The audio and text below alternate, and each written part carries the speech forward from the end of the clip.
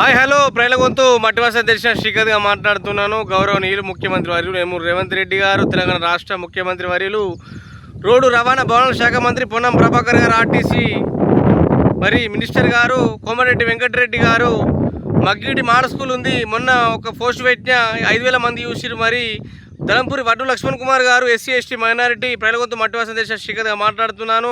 మల్లగపల్లి ఊరుటే ఖమ్మం నుంచి కట్టమించెల్లి మరి bus వేయగలరని request చేసినా కానీ ఇప్పటికైతే ఏ రిప్లై రాలేదు. అందరు చూస్తున్నారు. కానీ మరి ఇది మినిస్టర్ గారికి, రేవంత్ రెడ్డి గారికి, పొన్నం ప్రభాకర్ గారికి, జగిత్యాల జిల్లా కలెక్టర్ సత్యప్రసాద్ గారికి, మరి డిపో మేనేజర్ గారికి మరి పోయేదాకా ఈ రీలు షేర్ చేయవలసిందిగా వేడుకుంటా. ప్రజలగొంతు మట్టివాస తెలిసిన శ్రీకాంత్. మాడ స్కూల్ పిల్లగాళ్ళు ఒక 20 మెంబర్స్ బాయ్స్ ఉన్నారు, 5 మెంబర్స్ గర్ల్స్ ఉన్నారు.